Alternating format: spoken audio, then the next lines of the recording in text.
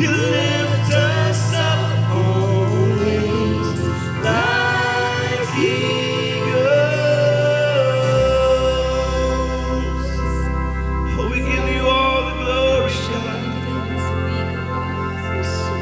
Oh, you are the everlasting God, the Holy One, the Prince of Peace. Oh, we give you. You may be seated. Amen. Glory, glory, glory. We could feel the presence of God in our midst this morning. God promised that whenever 2 or 3 are gathered in His name, He is always there with us. And we know and we acknowledge His presence that is here with us.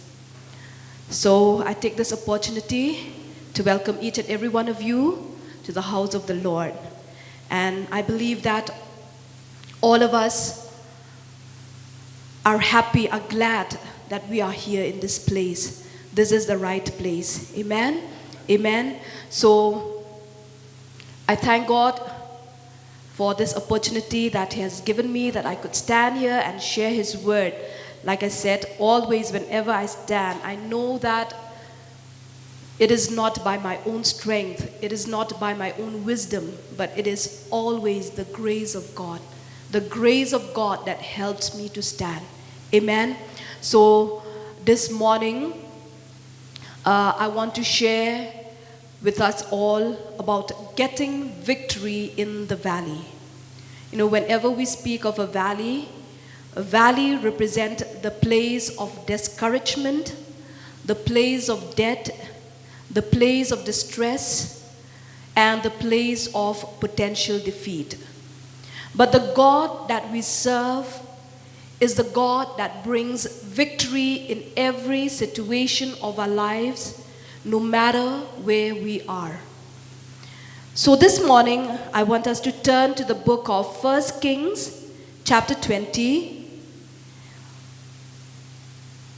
1 Kings, chapter 20. We'll read first from verses 1 to 12. Okay, the word of the Lord says, Now Ben-Hadad, king of Aram, mustered his entire army. Accompanied by 32 kings with their horses and chariots, he went up and besieged Samaria and attacked it. He sent messengers into the city to Ahab, king of Israel, saying, This is what Ben-Hadad says, Your silver and gold are mine, and the best of your wives and children are mine. The king of Israel answered, Just as you say, my lord, the king, I and all I have are yours. The messengers came again and said, This is what Ben-Hadad says, I sent to demand your silver and gold, your wives and your children. But about this time tomorrow, I am going to send my officials to search your palace and the houses of your officials. They will seize everything you value and carry it away. The king of Israel summoned all the elders of the land and said to them, See how this man is looking for trouble. When he sent for my wives and my children, my silver and my gold, I did not refuse him. The elders and the people all answered, Don't listen to him or agree to his demands. So he replied to Ben-Hadad's messengers, Tell my lord the king, your servant will do all you demanded the first time, but this demand I cannot meet. They left and took the answer back to Ben-Hadad. Then Ben-Hadad sent another message to Ahab, May the gods deal with me, be it ever so severely, if enough dust remains in Samaria to give each of my men a handful. The king of Israel answered, Tell him, one who puts on his armor should not boast like one who takes it off. Ben-Hadad had heard this message while he and the kings were drinking in their tents, and he ordered his men, Prepare to attack. So they prepared to attack the city. Now in this passage, we learned that Ben-Hadad was an evil and cruel king who gave his demand to the king of Israel, that is Ahab. In verse 3 of this chapter, Ben-Hadad says, "You are going to give me your silver and gold. You are going to give me your wives, your children, and your money." And then he repeat again. He went again the second time. In verse 6, he said, "I am going to come into your home, and if there is anything in your home that gives you pleasure, I am going to take it all." Now here we see Ben-Hadad was a picture of the devil, and the devil never stops. He comes to steal, he comes to kill and to destroy. In the Gospel of John chapter 10 verse 10, it says that the thief comes only to steal and kill and destroy.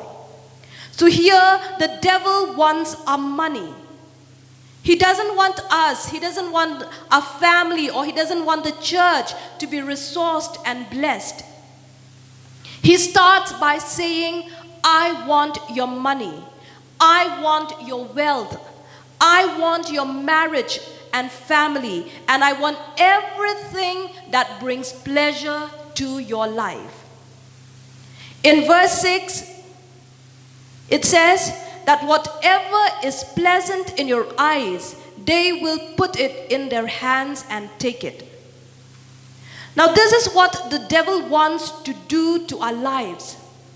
This is what the devil wants to do to our family and to the church.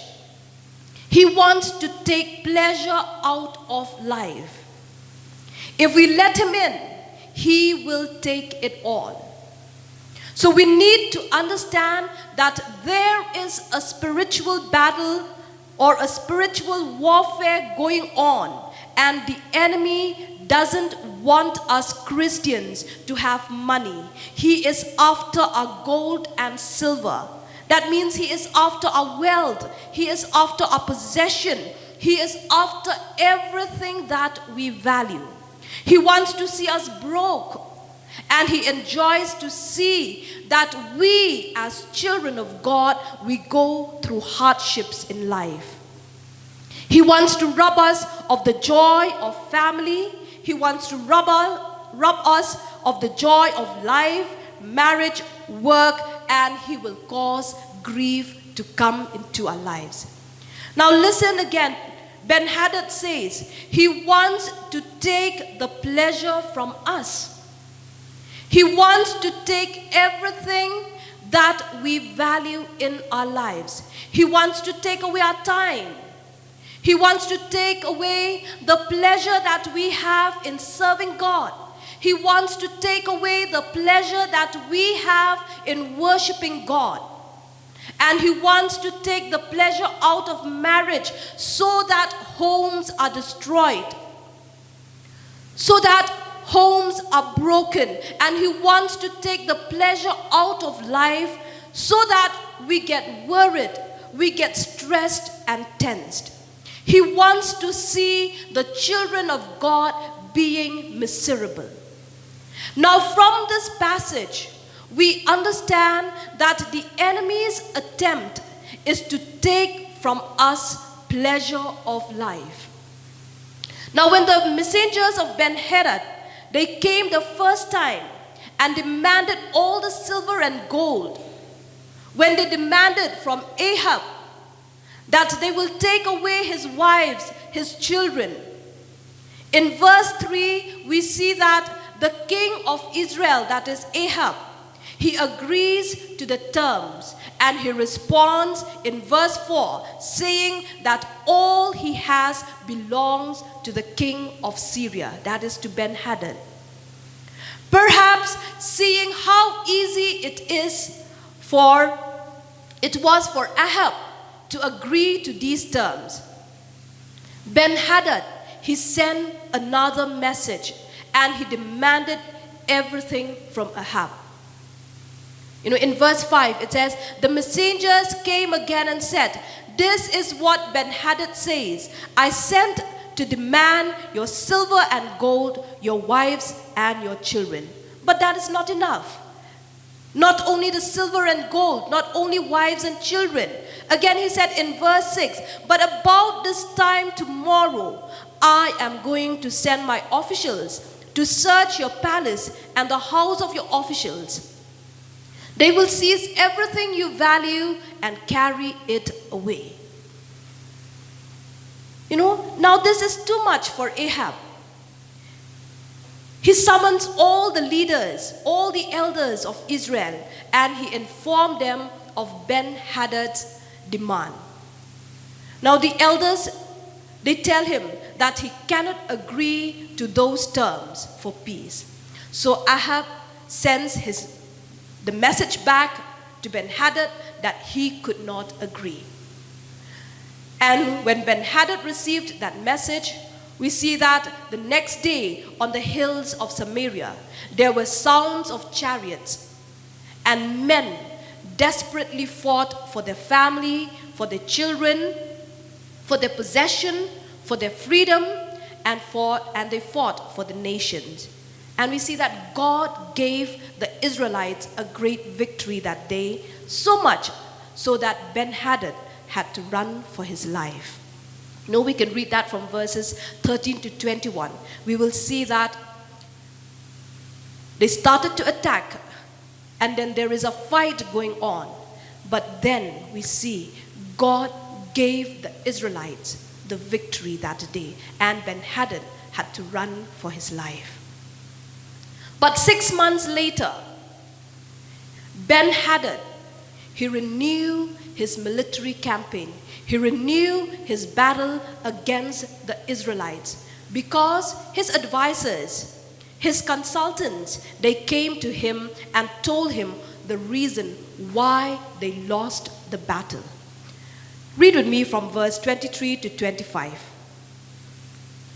Meanwhile, the officials of the king of Aram advised him, their gods are gods of the hills. That is why they were too strong for us. But if we fight them on the plains, surely we will be stronger than they. Do this, remove all the kings from their commands and replace them with other officers. You must also raise an army like the one you lost, horse for horse and chariot for chariot. So we can fight Israel on the plains. Then surely we will be stronger than they. He agreed with them and acted accordingly. Now, in other words, what these advisors were telling him was that the God of the Israelites is only the God of the hills and can be defeated on the plains. Their God is a God who gives them victory when they are on top. Their God is a God of the mountains. But if you catch them in the low places, if you attack them in the valley, their God will not be able to give them victory in the low places, in the plains. That is what the advisors, these consultants, they told Ben-Hadad. That the God of the Israelites is only the God of the hills, God of the mountains. But when people are in the plains or when they are in the low places, that means God will not be able to help them. So when Ben-Hadad heard that, he agreed with them and he acted accordingly. And in verse 26, we see that 6 months later, the enemy came back. Now, have we ever thought that we defeated something, but then it came back? Now, here's the hideous voice of the enemy. When he comes back, he wants us to believe that this time we will not be able to make it. That this time it will be different and we will not be able to come through. Maybe if it is a sickness, he will want us to believe that this time, this sickness will kill us and nothing will work out right. He wants us to believe that this time it will be different because we are in the valley. Because we are not in a better position, and God will not give us victory in the low places. That's the voice of the devil. Now Ben-Hadad, when he heard what the advisors told him, he started to attack again. And when he attacks them in the valley, God gave Israel the victory.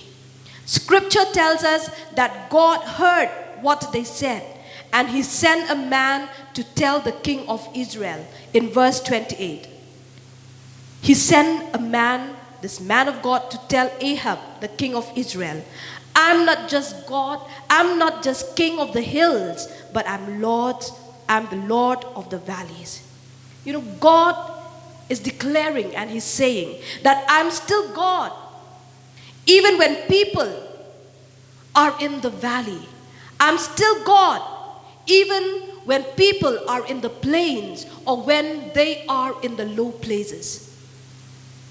I'm still God in the place of discouragement, the place of death, the place of difficulty, the place of hardship. I'm still God even when you're in the place of struggle, the place of pain and heartache.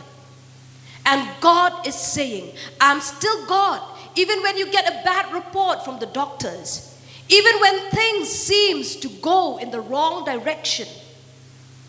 I don't abandon my people, even when they're going through the valley.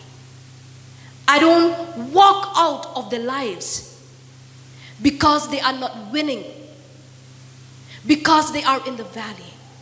But God is declaring and he's saying, I am the Lord of the valley, and I will give them a plan for victory as they walk through the valleys. The Bible tells us that they went out to fight their enemies and defeated them. And Ben-Hadad was reduced to begging for his life. Now from this story, we understand that God wants to say to us that the greatest victories of our lives will come from low places. I feel we need enemies. We need adversities and storms in our lives. Trees, when they do not experience a storm or when they do not experience a strong wind, they cannot grow up and be strong. They lack strength. They become brittle and broke off. Could it be that we need enemies? Could it be that we need adversities, we need storms in our lives? Could it be that before God can do anything great in our lives, He has to take us to low places before He can take us to the high place? You know, friends will come and comfort us, but our enemies will be used to bless us. Opposition is what makes us strong. When everything is fine, when everything is going our way, that means we care less. But then, if opposition are there, these opposition, these adversities, they will always help us to be strong, and they will always help us to grow. Now, when we get into that valley, we need to discover that He is our God. He is the Lord of the valley. I want us to look at 3 valleys in the scripture where we can find the victory over our enemies. In 2 Samuel chapter 5, verses 17 to 25. We won't be reading the verses, but I'm going to tell you what happened here. We see that in this book of Samuel, 2 Samuel chapter 5, verses 17 to 25, we find a valley called the Valley of Rephaim. In Hebrew, Rephaim means giant. And in this valley, we see that the son of Anak, they deployed themselves against David. This valley is not a valley of just one giant, but a valley of giants. There are many giants in this valley. And here, David is not facing just one giant, but he is facing an army of giants. Now, we may be in the valley of giants where we are facing not just one problem, but we are facing multiple problems in our lives. Problems that seem so strong, and when we look at ourselves, we see that we are so small. Now, in this book of Samuel chapter 5, 2 Samuel chapter 5, we see here the reason why the Philistines attack David. Let us read 2 Samuel chapter 5 verse 17. Now when the Philistines heard that they had anointed David king over Israel, all the Philistines went up to search for David. And David heard of it and went down to the stronghold. You know, the reason from this verse, we see that the reason why the Philistines, they attacked David was because of the anointing of God in his life. When they heard that David was anointed king over Israel, the Philistines, they went up to search for David. Now the enemy does not fight us on the basis of our present condition, on what we are right now. But the enemy, he will fight us over the prophecy that we have received. He will fight us on the basis of the destiny that God has marked out for our lives.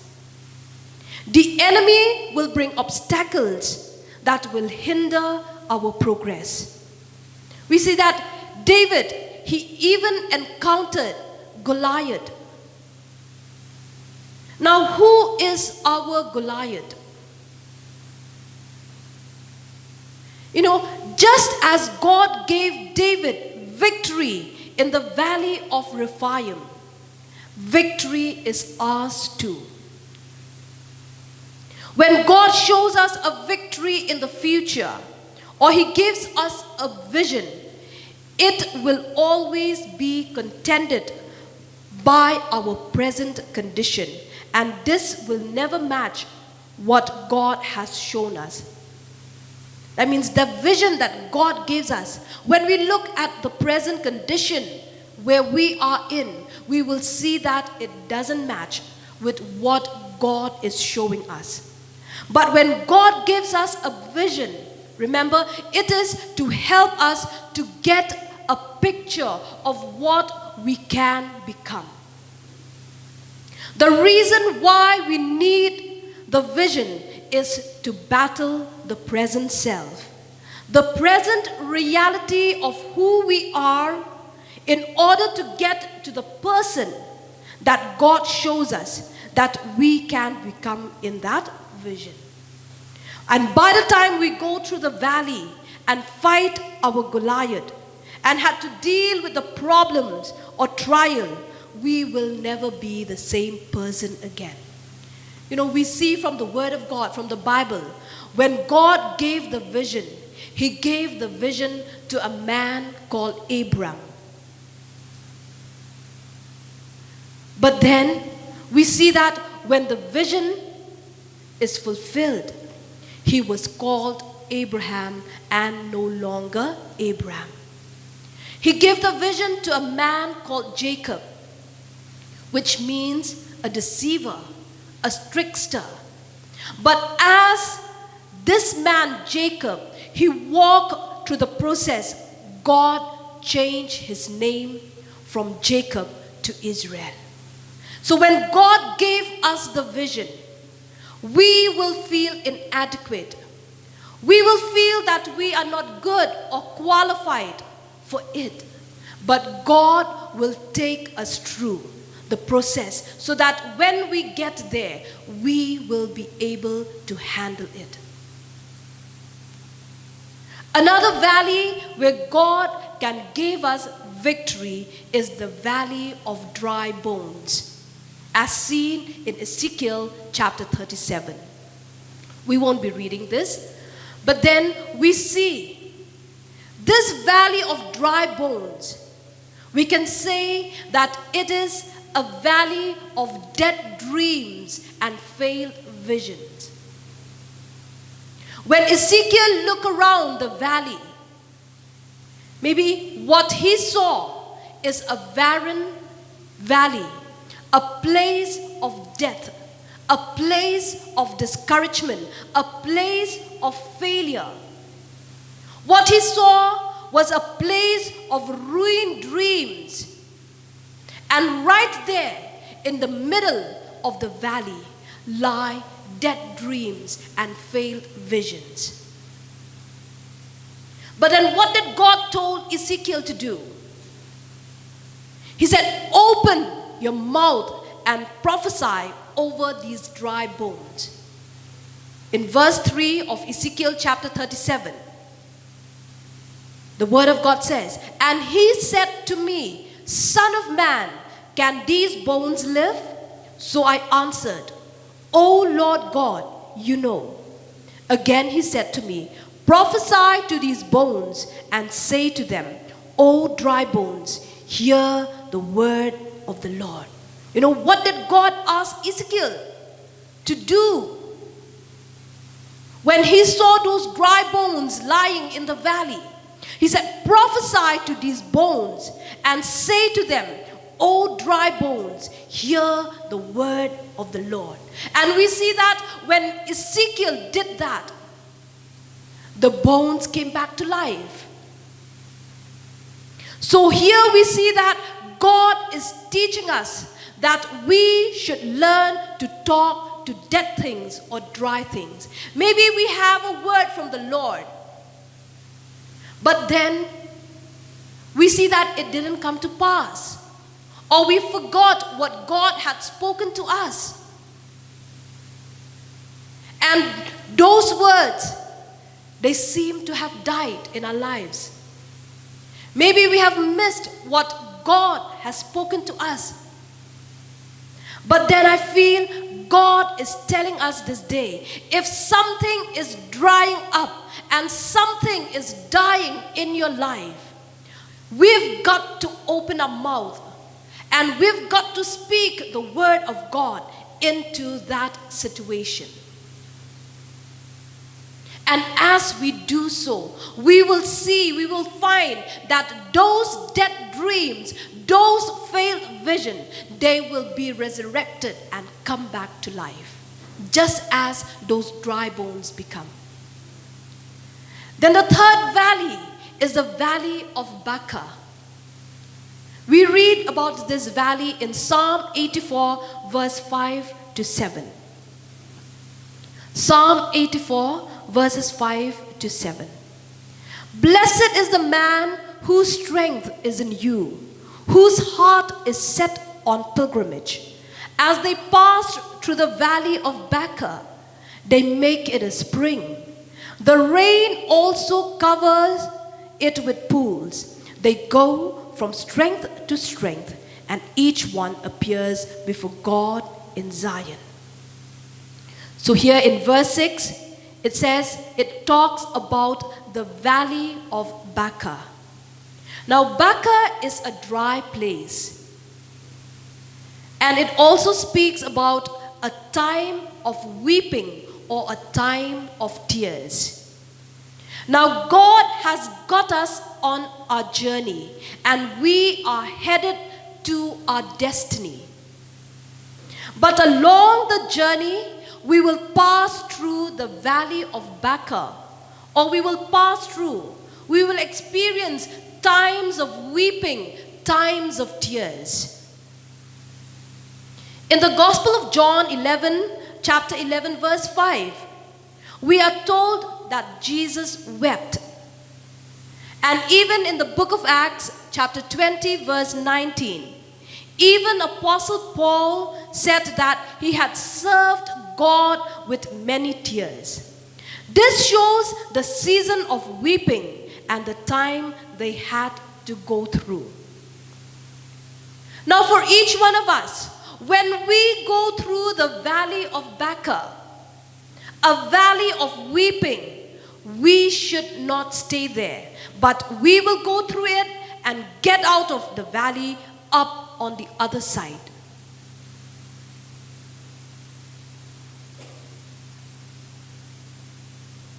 In verse 6 of Psalm 84, it says, as they passed through the valley of Baca. That means they do not stay there, they passed through it. Then what do? They make it a spring. So if we're in this valley of tears, maybe because we have lost a loved one, maybe because we are sick, or maybe because of something that happened, something that really left us shattered, we don't need to stay there for the rest of our lives. What do we need to do? Turn with me to the Gospel of Luke, chapter 17, verse 6. This verse says, so the Lord said, if you have faith as a mustard seed, you can say to this mulberry tree, be pulled up by the roots and be planted in the sea, and it would obey you. Let me read it again. If you have faith as a mustard seed, you can say to this mulberry tree, be pulled up by the roots and be planted in the sea, and it would obey you. Now, in biblical context, the mulberry tree is associated with weeping or with tears.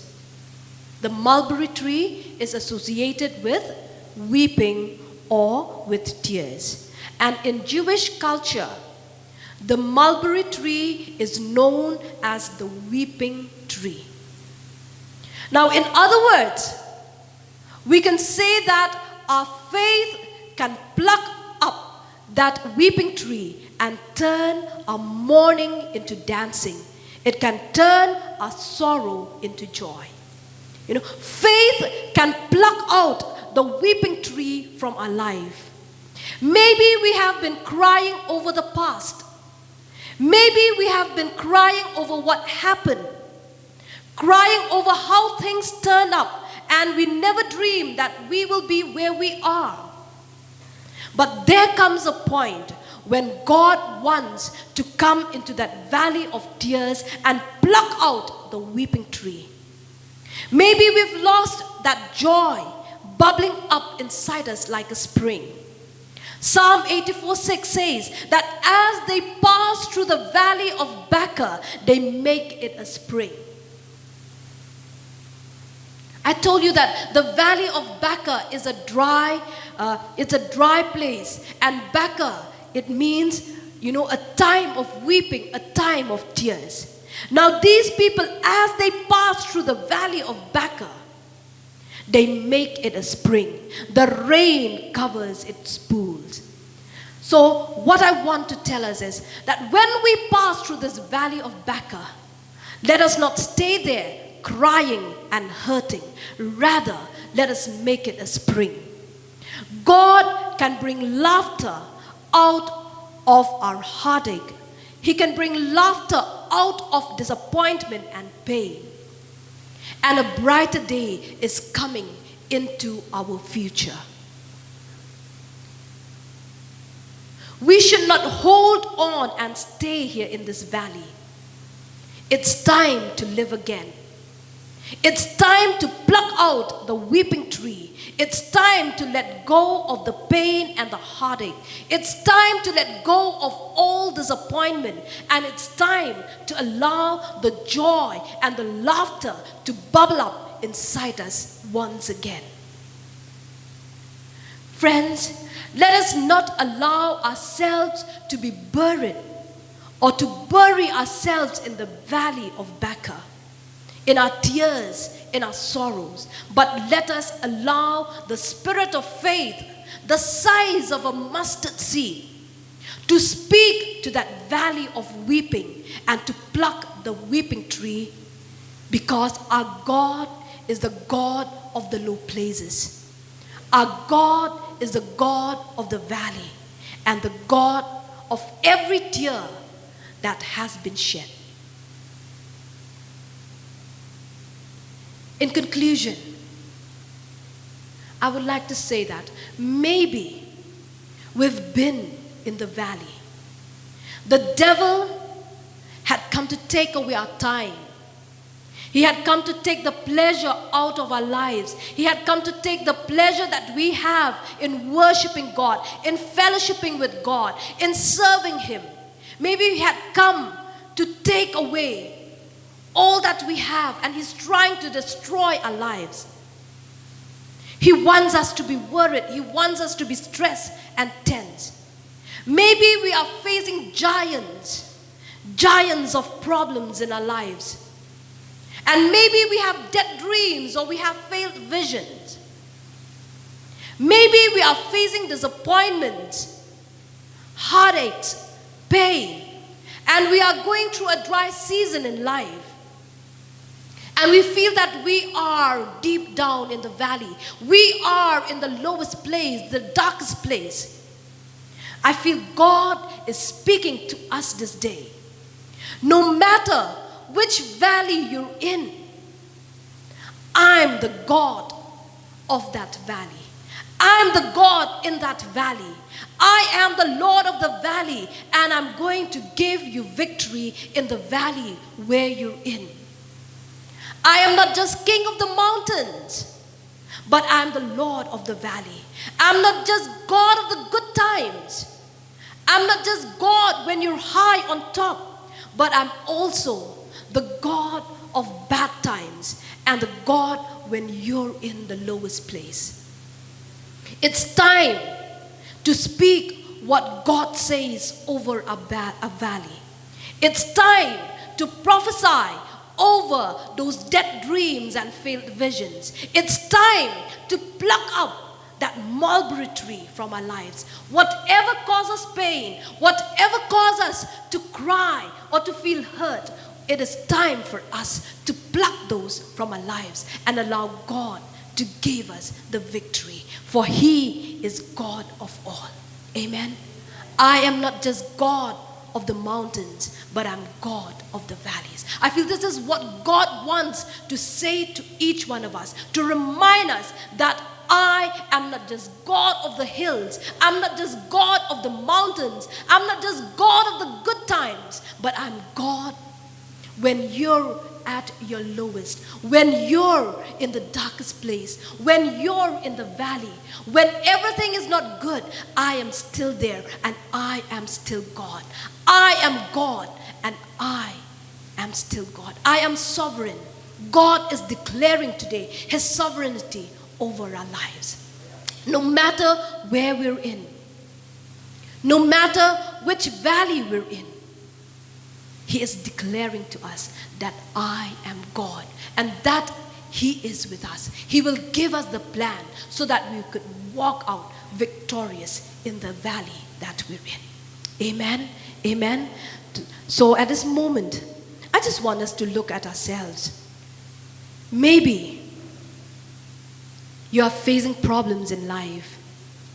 Maybe you are going through this valley of Rephaim where you are facing not just one problem but many problems, and you feel that you won't be able to make it. God is telling to you, I am God. Just as I gave David the victory in this valley. Like I said earlier, the devil will not fight us over our present condition. He will fight us because He knows that God has a plan for our lives. And He doesn't want that plan to be fulfilled. That is why He is fighting. But God is telling us that He will give us the victory. He will give us the victory. And no plan of His can be thwarted from our lives. His purpose will stand. His purpose will stand. Maybe you feel that you have dead dreams. You see that everything is drying up in your lives. And you see that there are things that are dying. God is telling you, speak. Speak to those dead dreams. Speak to those failed visions. And God, as we do so, we will see that they are being resurrected. And if we feel that we have hurts in our lives, we are going through the valley of tears, just cast it all to God. Give it to Him. He will return back the joy into our lives. Let us take a moment at this time. Let us look up to God. Cast everything to Him. Cast everything to Him. He is telling us today that I am not just God of the valleys, I am God of the mountains. Hallelujah, hallelujah, hallelujah. Hallelujah, hallelujah, hallelujah. Father God, we come before you this morning. We thank you for your word, O God, that you've spoken to us, reminding us of your sovereignty, reminding us of who you are. We thank you, Lord. We thank you.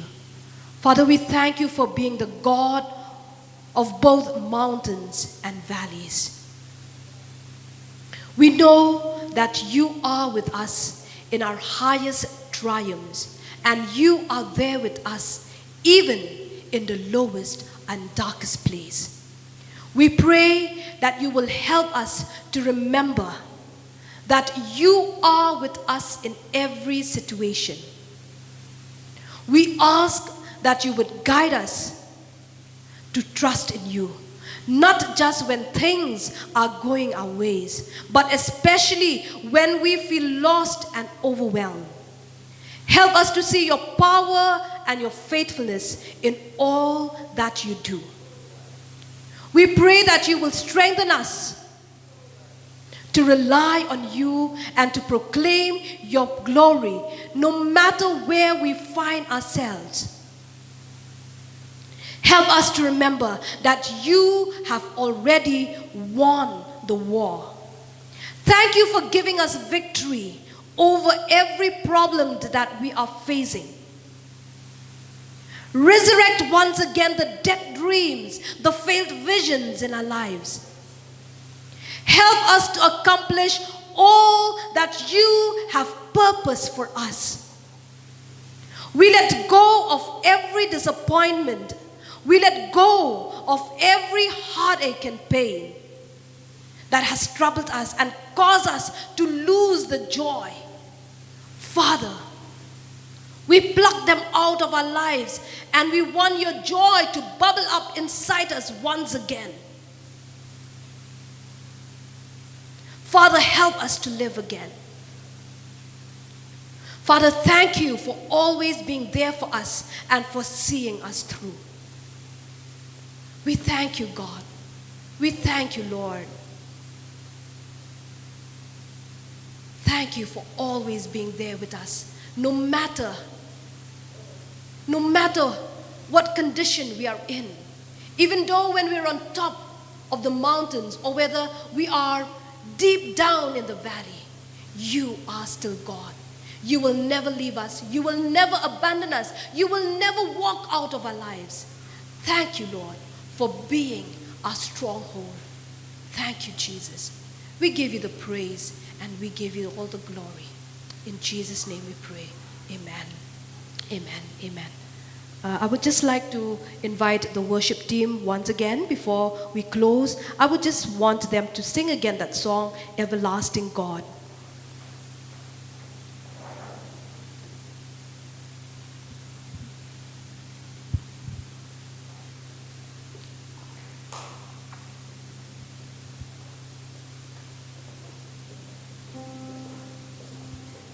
Let us all rise up.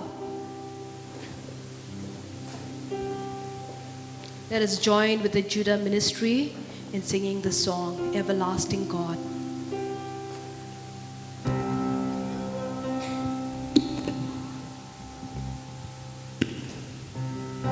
You are the everlasting God, the everlasting God. You do not fail, you won't grow weary. You're the defender of the weak. You comfort those in need. You lift us up on wings like eagles.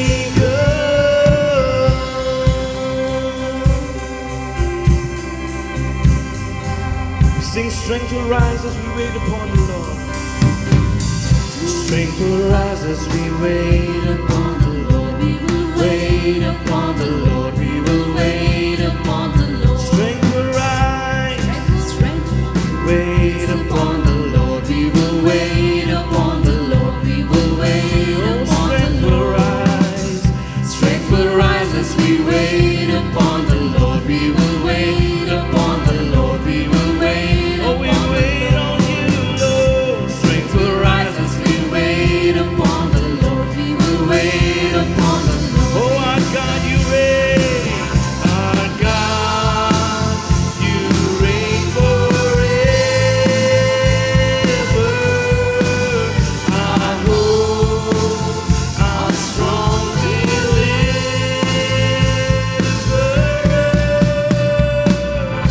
You are the everlasting God, the everlasting God.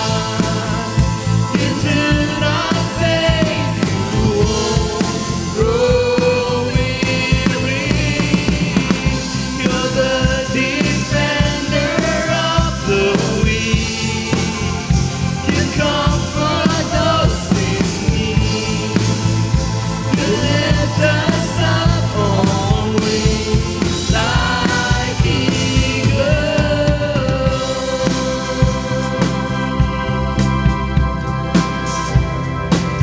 Yes, Jesus. Father, we thank you, Lord. We thank you for you are our everlasting God. You are the one who will strengthen us. You are the one, oh God, who will lift us, oh God. No matter where we are, oh Father, no matter where we're in, oh God, you are our everlasting God. And you will always carry us, Lord. You will always carry us. Thank you, Father. You are the God who doesn't faint. Lord, you doesn't faint, oh Father. And you are the God who doesn't grow weary. Father, we thank you, Lord. We thank you. We thank you.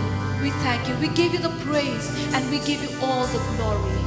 And Father, even as your children depart from this place, we pray, may the love of God the Father, the grace of our Savior Jesus Christ, and the sweet fellowship of the Holy Spirit rest and abide with each one of us now and forevermore. Amen. Amen.